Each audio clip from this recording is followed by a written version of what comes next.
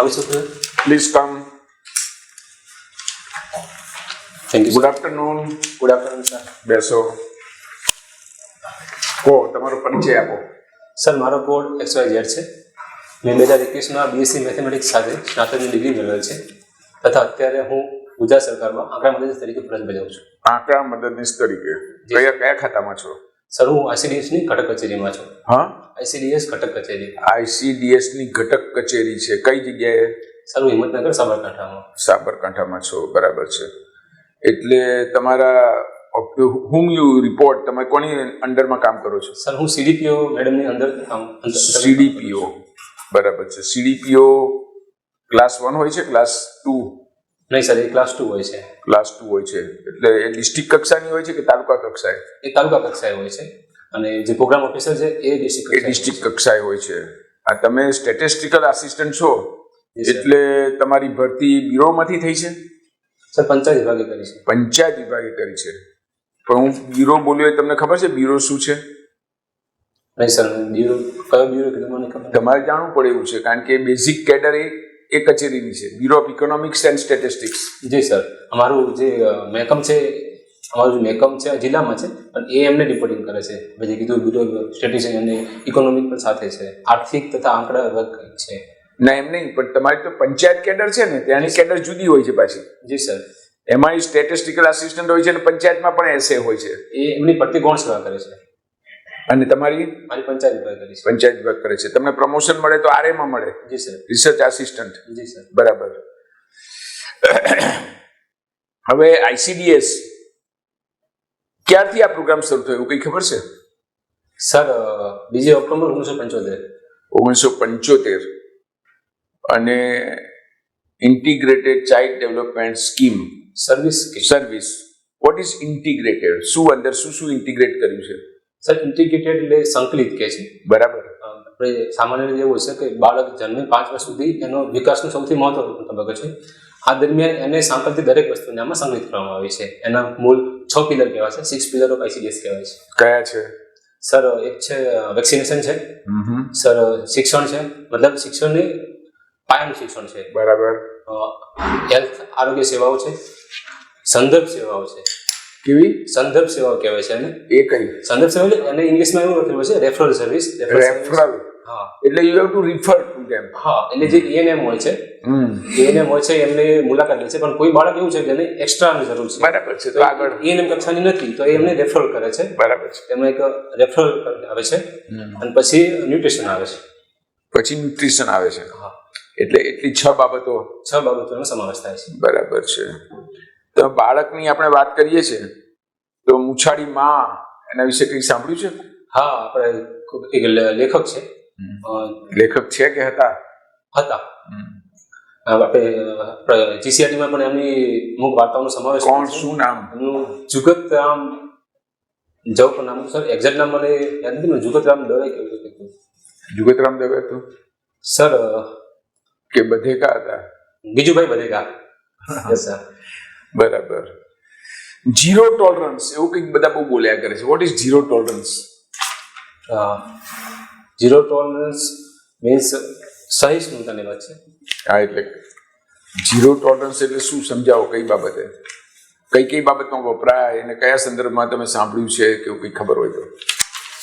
સહિષ્ણુતા વિશે જ સાંભળ્યું છે એનું. Zero tolerance. કરપ્શનમાં ના હોય ઝીરો ટોલરન્સ? જે હોય છે ને, તો કરપ્શન સહન નહીં કરી દેવામાં આવે એ ઝીરો ટોલરન્સ એટલે કોઈ પણ બાબતમાં આવે. જી સર. હા, કોઈ પણ બાબતમાં તમે એને નિર્મૂળ કરવા માંગતા જે પણ ખોટું છે એ ખોટું છે, જે પણ યોગ્ય નથી એ સંક્રમ નહીં આવે એની ઝીરો ટોલરન્સ કહીશું. બરાબર. આપણે ત્યાં સરકારી તંત્રમાં કરપ્શન છે?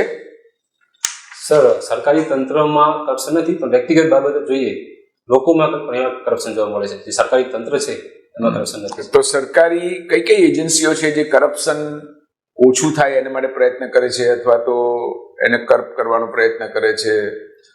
સર, અમુક એજન્સીઓને કામ સોંપાયું છે એ કઈ છે? એન્ટી કરપ્શન બ્યુરો છે. બરાબર. કહીએ છીએ એ સિવાય આપણે જે વિજિલન્સ કમિશન છે, CVC છે. બરાબર. એ છે. આ ઉપરાંત જે ઓમ્બુડ્સમેન કહેવાય છે, આપણે એમની ફરિયાદ કહી શકીએ છીએ. બરાબર. પછી સિવાય કોર્ટ અને ટ્રિબ્યુનલ પણ કહી શકીએ છીએ. બરાબર. પણ તમારે દાખલા તરીકે તમારું આ જે ICDS નું ચાલે છે અને દરેક તાલુકામાં ઘટક કચેરીઓ ને બધું છે, જી સર. એમાં કરપ્શન ચાલતું હોય એના માટે ઇન હાઉસ ડિપાર્ટમેન્ટ શું વ્યવસ્થા કરી છે, અને એમાં પણ કંઈક વ્યવસ્થા છે એવી? સર ઇન હાઉસ ડિપાર્ટમેન્ટ એવું છે કે તમે ઓનલાઈન પણ કમ્પ્લેન કરી શકો છો. આપણે કમ્પ્લેન કરી શકો છો. એ રિપોર્ટિંગ આપણે પીઓ મેડમને થાય છે અને પીઓ મેડમ એની વિઝિટ થાય છે. તમારે ત્યાં કોઈ વિજિલન્સ સેલ જેવું નથી, વિજિલન્સ સ્ક્વોડ કે સેલ? ના સર, અમારા વિભાગની અંદર વિજિલન્સ કોડ બનાવ્યું હોય તો મારા ધ્યાનમાં નથી. તમારા ધ્યાનમાં નથી? નહીં તો ઘણી જગ્યાએ દરેક વિભાગ પણ પોતાની રીતે, પણ ઓનલાઈન ફરિયાદનું છે અને પીઓ મેડમ દ્વારા એ કરવામાં આવે છે, સરપ્રાઈઝ હોય છે. બરાબર. Child and woman A department એવું છે ને, કયું છે તમારું? હા બસ એ જ. શું? ના, એવું નથી. હા, બાળ અને મહિલા વિકાસ મંત્રાલય, વિકાસ વિભાગ છે. મહિલા વિકાસ વિભાગ છે. એ ક્યારે શરૂ થયો એવું કંઈ ખબર છે? સર ક્યારથી? ના સર. અને છેલ્લો નવો વિભાગ કયો શરૂ થયો સચિવાલયમાં? સર સહકારી મંત્રાલય, સહકારી વિભાગ. સહકાર તો બહુ જૂની વાત હશે. સહકારી મંત્રાલય હમણાં અલગ કર્યું. સહકારી મંત્રાલય કોઓપરેશન. તમે ગોટાળો કરી રહ્યા છો. એ ગવર્મેન્ટ ઓફ ઇન્ડિયાની વાત છે. હા સર, વિભાગ છેલ્લે જે અલગ થયું મને ખ્યાલ નથી સર. હા.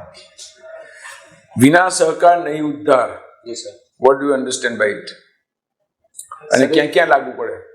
સર વિના સહકાર નહીં ઉદ્ધાર દરેક જગ્યાએ લાગુ પડે છે. મને એક એક્ઝામ્પલ, હું મેથેમેટિક્સ સાથે ભણેલો છું, એક્ઝામ્પલ સાથે સમજાવું છું. સર a² + b², એ a² ની b² જ છે. જ્યારે a + b એનો સ્ક્વેર કરીએ ત્યારે a² + b² તો છે જ, પણ +2ab પણ છે. અને એ જે 2ab છે એ ટીમવર્કનો મળેલો લાભ છે. તો જ્યારે પણ આપણે સહકાર કરીએ છીએ, આપણે 27 વિભાગ છે ગુજરાત સરકારના, તો જ્યારે સંકલિત રીતે કામ કરે છે ત્યારે ઘણી બધી સમસ્યાનો ઉકેલ આવી જાય છે. ડુપ્લિકેશન, જે સ્કીલ ડુપ્લિકેશન છે એ નથી થતું, ભ્રષ્ટાચાર નથી થતું, મોનિટરિંગ થાય છે. તમે જે આંકડા ભેગા કરો છો, સ્ટેટિસ્ટિક્સ આસિસ્ટન્ટ એટલે તમે આંકડા ભેગા કરતા હશો, સ્ટેટિસ્ટિકલ ઇન્ફોર્મેશન, બધી ડેટા ભેગા કરતા હશો. પછી એમાંથી તારવણી કાઢો તો તમને શું જોવા મળે છે?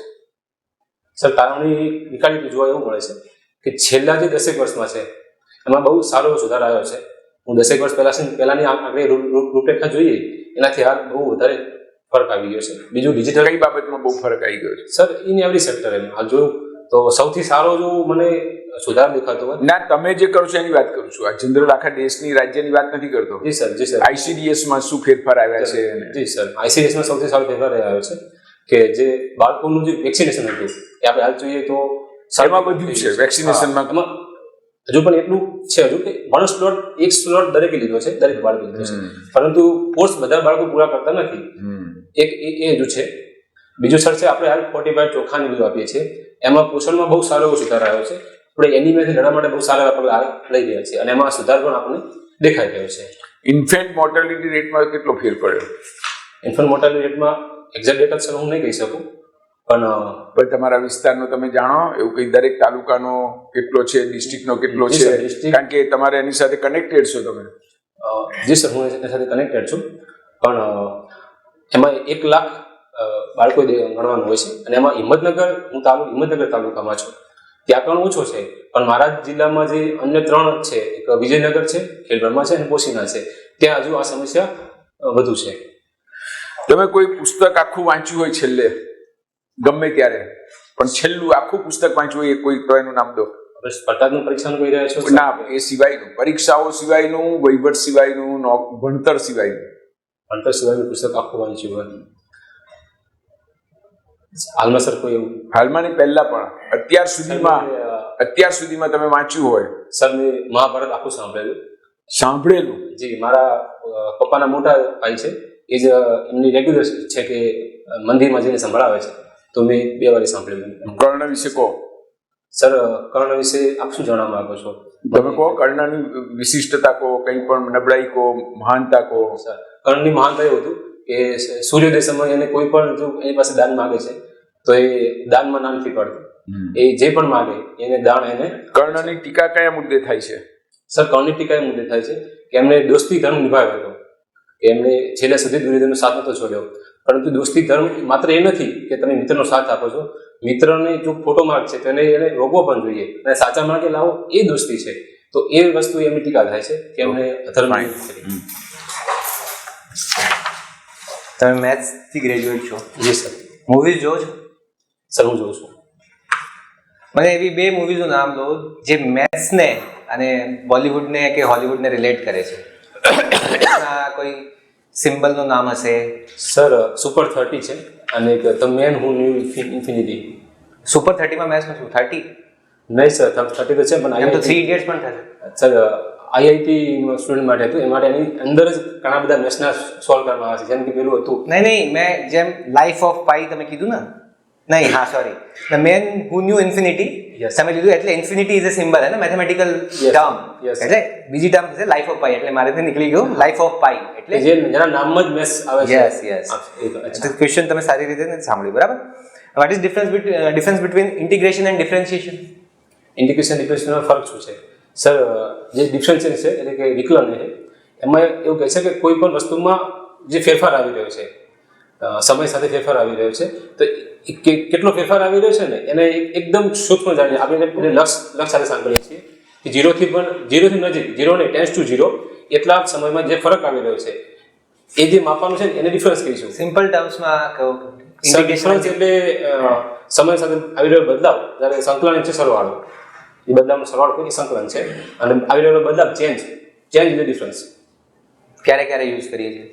સર યુઝ આપણે જે ઝડપનું સૂત્ર છે, જે આપણે કોઈ ધારો કે કોઈ બુક છે એને છોડી દઈએ છીએ તો એ કેટલા સમયમાં નીચે પહોંચશે, તો એનું જે સૂત્ર છે એ સૂત્ર એરિયા કેલ્ક્યુલેશનમાં શું યુઝ કરશો?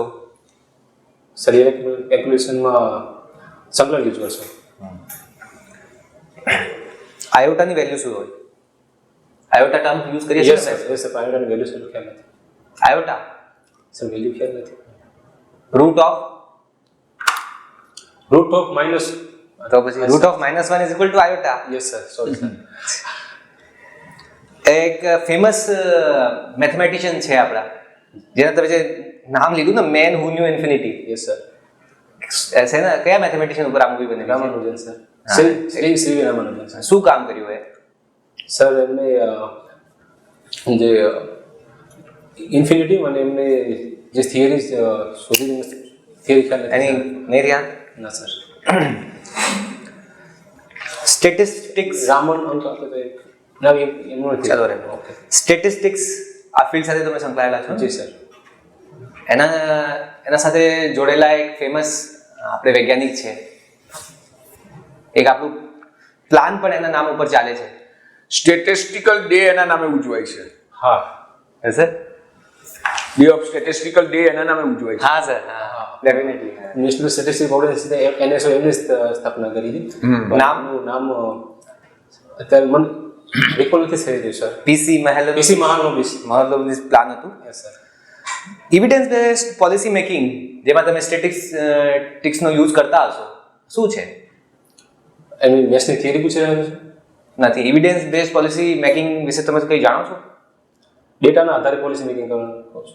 એ જ પૂછું. એટલે એમાં તમે મેથ્સની કઈ થિયરી યુઝ કરશો? નહીં, એવિડન્સ બેઝડ પોલિસી મેકિંગ એટલે શું?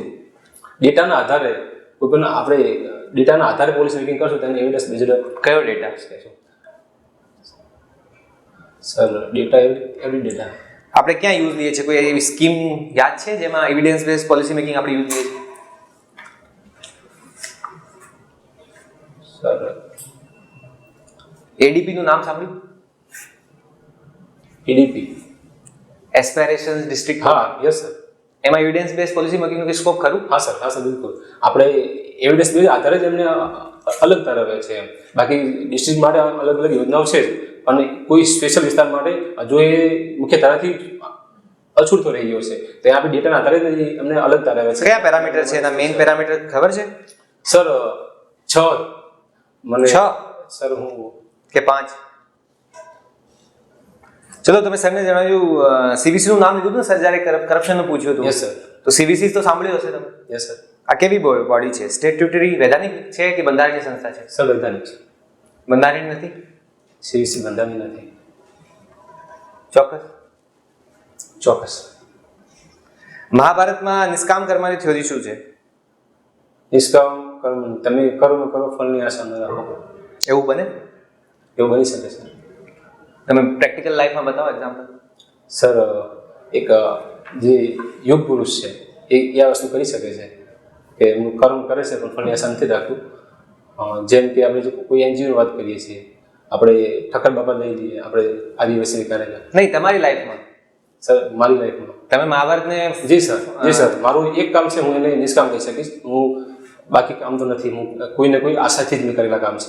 એક કામ છે કે મેં છેલ્લા 4 વર્ષથી હું સ્પર્ધામાં જોડાયેલો છું. પણ મને એવી ચિંતા થતી કે હું તો અહીંયા લાઇબ્રેરી મળે છે મને, પણ મારા ગામમાં ઘણી દીકરીઓ એવી છે કે એમને લાઇબ્રેરીની સુવિધા નથી મળતી ને ઘરે કામ કરીને પછી એમને વાંચવું પણ મુશ્કેલ હોય અને બહુ ઓછી મહેનતથી નોકરી મળી જવાનો ચાન્સ પણ વધારે હોય છે એમ. તો મને મારી ફર્સ્ટ જોબ મળી, મારી પાસે નવરાશનો સમય હતો.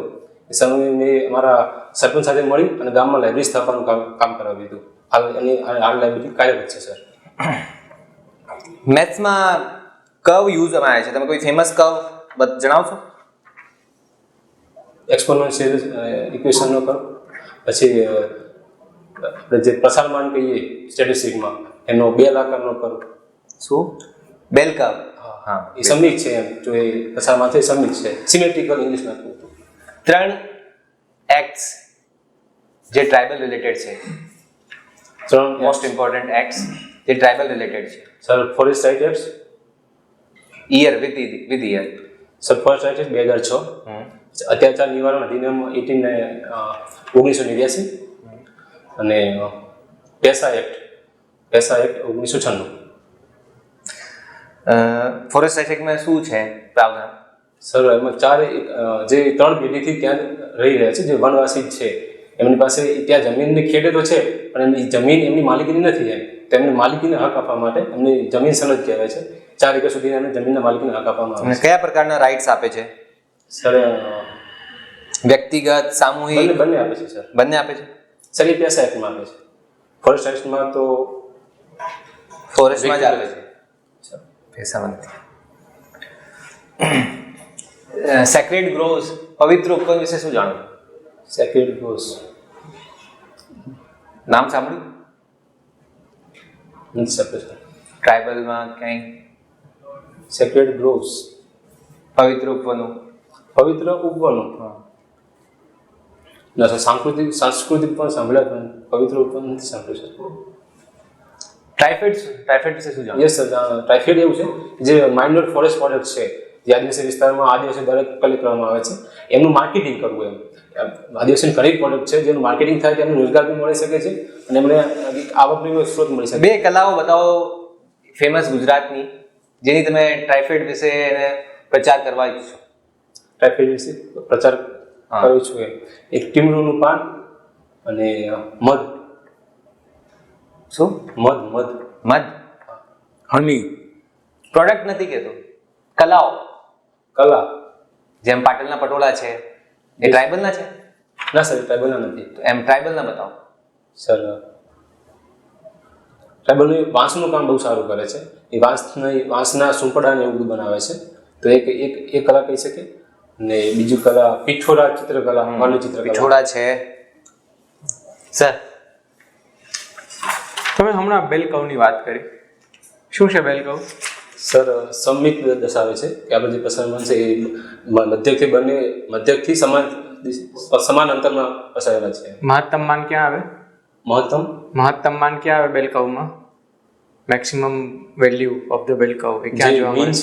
મીનમાં જોવા મળે. એ નેચરલી ઓકરિંગ ફિનોમિના છે, એટલે એ સામાન્યતઃ ખાલી ગણિતના દાખલા સિવાય સામાન્ય જીવનમાં પણ એ જોવા મળે છે. તમને ક્યારે બેલ કર્વ? સર બેલ કર્વ હા જોવા મળે છે. કોઈ એકાદું એક્ઝામ્પલ આપી શકો બેલ કર્વનું?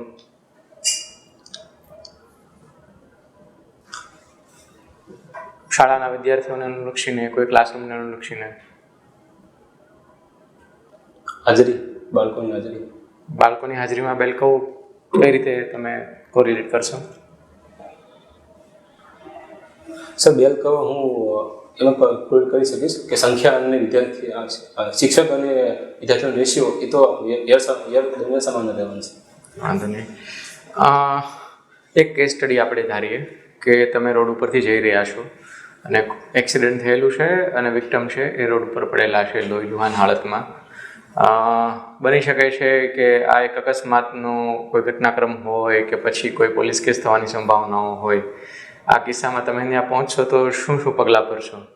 સર હું 112 કોલ કરીશ. એ ઇમરજન્સી કોલ છે. ઓકે. જે પછી એને જે બેઝિક મેડિકલ કહેવાય છે, જો એની શ્વાસની તકલીફ હોય તો આપણે આપણે એનસીસીમાં હું શીખ્યો છું કે આપણે એમનું 2-3 વાર 3 રાઉન્ડમાં એ આપી શકીએ છીએ. એમનું જો કોઈ લોહી વહી રહ્યું એમનું છે કોઈ નામ છે એ આખી પ્રોસેસનું કોઈ નામ તમને યાદ આવતું હોય તો? સર Okay, પછી- આ કાર્ડિયોલોજિસ્ટ મને સર નામ યાદ નથી આવતું. પછી- પણ એ પ્રોસેસ મને ખબર છે. પછી કોઈ ખૂન લોહી વહી રહ્યું છે તો આપણે એ લોહીની આગળ કોઈ કપડાથી જોરથી બાંધી દઈએ તો એનું લોહી વહેતું નથી. તો એ જરૂરથી વધારે લોહી ના વહી જાય તો એનું જાન બચી શકે છે. પછી એનો જો ઘાવ છે એ નીચે નથી આવતો, કારણ કે ઘણી વાર ઇન્ફેક્શન થઈ શકે છે. તો એનો ઘાવ હું મારા ખોળામાં કેવી રીતે લઈ લઈશ એનો ઘાવમાં કોઈ ઇન્ફેક્શન ન થાય. અને પછી એમ્બ્યુલન્સની રાહ જોઈશ કાં કોઈ અન્ય મદદની રાહ જોઈશ. અને જો સપોઝ તમને પોલીસ તંત્ર દ્વારા સહકાર માટે અપેક્ષા રાખવામાં આવે જી તો તમે આ બાબતે શું વિચારશો? બરોબર છે. રિઝર્વેશન વિશે તમારે શું વિચારો છે? કારણ કે રિઝર્વેશનમાં એવું કદાચ જોવા મળતું હશે કે જેને ઓછા ટકા એવા હોય, ઓછું મેરિટ્સ હોય, પણ એમને પણ શિક્ષણના અને રોજગારના લાભો મળી રહ્યા છે. તો આ વિશે તમારે શું વિચાર છે? સર મારા વિશે વિચાર એવો છે કે રિઝર્વેશન જરૂરી 100% છે, પણ એનું ઇમ્પ્લિમેન્ટેશન જે મોટિવ સાથે થઈ રહ્યું છે એ મોટિવ સાથે જ થવું જોઈએ. એમાં દરેકને લાભ મળી શકે એના માટે વધુ પ્રયત્ન કરવા જોઈએ. કેવા પ્રયત્નો કરવા જોઈએ? પ્રયત્નો જે હાલ આપણે જે સુપ્રીમ કોર્ટે કહ્યું સબકેટેગરી થઈ રહ્યું છે ઓબીસીનું, તો સર આપણે એ કરી શકીએ છીએ. સુપ્રીમ કોર્ટે જે કેસમાં એક વર્ડિકમાં કહ્યું હતું કે ક્રિમિનલો જે છે ક્રિમિનલનું જે ક્રિમિલિયર હા તો એ એસસીમાં છે, એસટીમાં નથી, તો એ બી લાગુ કરી શકાય છે. જેથી જે લોકોને નથી મળ્યો લાભ હજુ સુધી એમને આપણે લાભ આપી શકીએ છીએ. સમતા અને સમાનતાનો જે ફરક છે એ સમાનતા એટલે બધાને સમાન તક આપવી, સમતા એવું કહે છે કે સમાન પરિસ્થિતિમાં છે એમને સમાન તક આપવી. તો જેમને એ કોન્સેપ્ટ અહીંયા પણ લાગુ પડે છે એટલે રિઝર્વેશન જરૂરી છે સર. ભારત સ્પેસ સેક્ટર પાછળ ખૂબ ખર્ચો કરી રહ્યું છે. જી સર. તો તમને એવું લાગે છે કે સ્પેસ સેક્ટર છે એ અતિ ખર્ચાળ છે અને નિરર્થક છે કે તમને ખરેખર સ્પેસ સેક્ટરમાં હજી પણ ઘણી બધી ફ્યુચર ઓપોર્ચ્યુનિટીઝ દેખાઈ રહી છે? મને સર ફ્યુચર ઓપોર્ચ્યુનિટી દેખાઈ રહી છે. કેવી કેવી?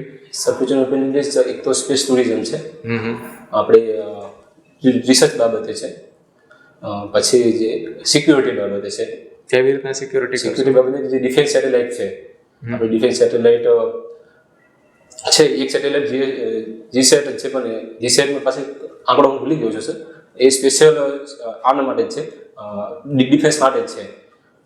જેથી એવું છે કે જે રિમોટ એરિયામાં પણ એમને નેટવર્કિંગની સુવિધા મળી રહે છે. કોઈ અત્યારે હાલમાં તમારી પાસે એવું ડિવાઇસ હોય કે જે સેટેલાઇટ સાથે સીધું કનેક્ટેડ હોય, તમારા ધ્યાનમાં આવતું હોય? મારી પાસે હાલ કોઈ નથી, પણ ડીટીએચ ચેનલ મારા ડીટીએચ સિવાય અત્યારે આ રૂમમાં હોય તમારી પાસે? અત્યારે રૂમમાં મોબાઈલ મારી પાસે નથી, પણ મોબાઈલ છે જે સેટેલાઇટ છે થ્રુ સંપર્કમાં છે. ઓકે.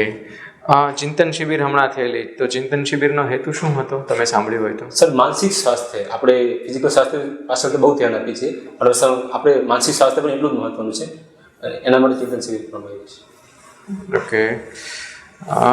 એ વાતે કેવા પરિબળો છે કે ભારત છે એ રશિયા પાસેથી સસ્તી કિંમતમાં કુદરતી તેલ ખરીદી શકે છે અને યુએસએને પોતાની સર્વિસીસ પણ એક્સપોર્ટ કરી શકે છે, અને આમ છતાં પણ યુએસએ જે સેન્કશન્સ અન્ય દેશો ઉપર લગાડે છે એવા કોઈ સેન્કશન્સ રશિયાને મદદ કરવા બદલ ભારત ઉપર લગાડી નથી શકતું? કયા પરિબળો છે એવા જેના લીધે આવી ઘટના કે આવા પરિબળો સર્જાય છે? સર પરિબળોમાં એવું છે કે ઇન્ડિયા કહેવાય ઇન્ડિયા ઇકોનોમિક માર્કેટ છે, બહુ મોટું એમ. તો આથી જે ઇકોનોમિક ટર્મમાં જોઈએ તો ભારતનું મહત્વ છે, તો એને અમેરિકાને ઇગ્નોર કરી શકે તેમ. ખાલી 3 પરિબળો જણાવી દો. ઓકે. સોફ્ટ પોલિસી આપણે અપનાવીએ છીએ. ઓકે. ઇકોનોમિક બજાર છે અને diaspora, Indian diaspora. Okay. Thank you. Okay, thank you.